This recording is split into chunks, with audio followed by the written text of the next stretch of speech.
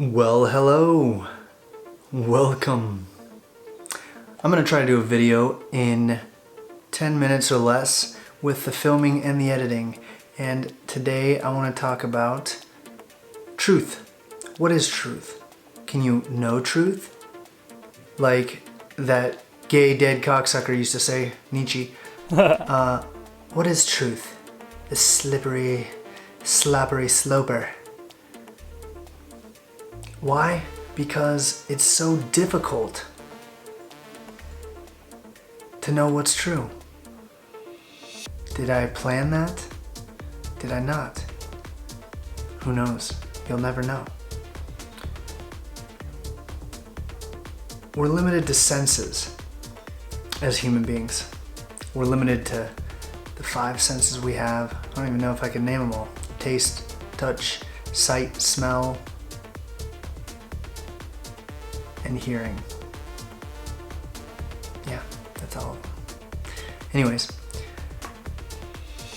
if there's something that we can't pick up with our senses, and we can't create an instrument to pick up on it either, then we won't know that it exists. How can we possibly? Even using analytical techniques, we're limited by what we can sense. And then even in that, we're limited by how we interpret the results. Thomas Kuhn was a famous physicist, philosopher, who stood against even Karl Popper, who was another famous philosopher in the philosophy of science, and opposed Popper's viewpoint that science is, falsifiable, and you can evaluate the difference between science and pseudoscience just simply by being able to falsify it. What the hell does that even mean? Kuhn pointed out. You can create experiments that go along with any design that's falsifiable. How do you know if something's falsifiable in the first place?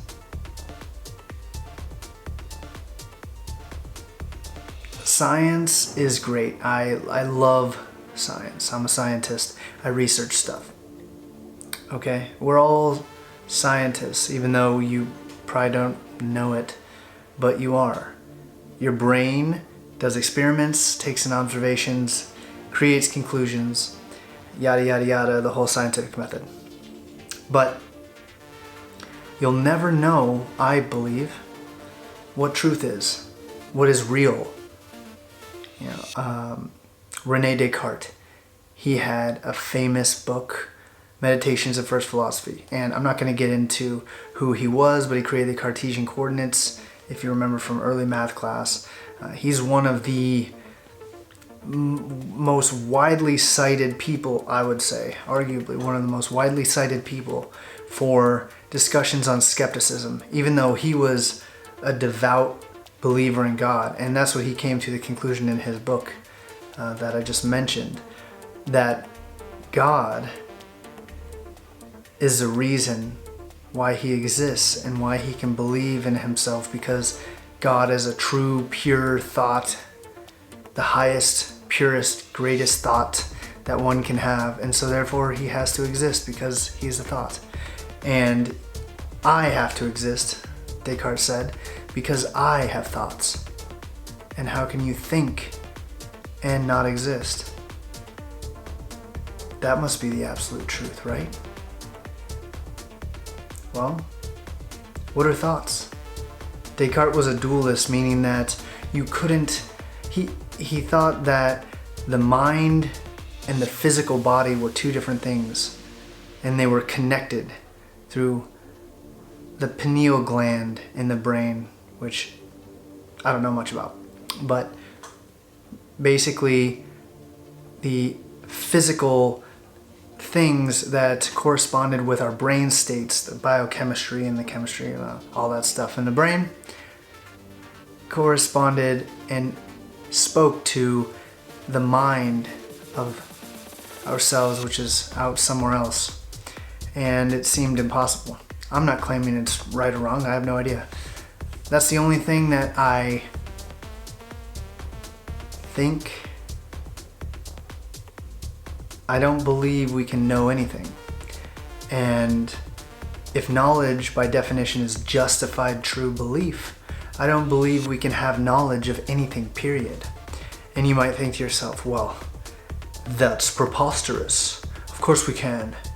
Look at all the designs and the architecture and the scientific breakthroughs and the technology we have. Yeah? What if this is all just a dream, as Descartes would say? What if your brain was implanted with all of this bullshit, as Bertrand Russell argued? What if? So when you think about these things, these thought experiments or intuition pumps, as Daniel Dennett likes to call them, another philosopher, I read a lot of philosophy, then you'll most undoubtedly come to the conclusion that, yeah, maybe we can't know anything. Maybe there is no absolute truth. And I've come to that conclusion, I don't know. But the way I think about truth and think about life and think about my choices is heavily influenced on this. I've created a system so that I don't, go insane, but other people might. And as my grandfather used to say, you want to be careful not to let the boat drift out too far into the sea and not be able to come back. But, whatever. You do, you don't. Life is life. So if you want to hear my elaboration on what I believe and how I continue on through the dark sea of thought, you better subscribe to World's Best Guys channel. Bye.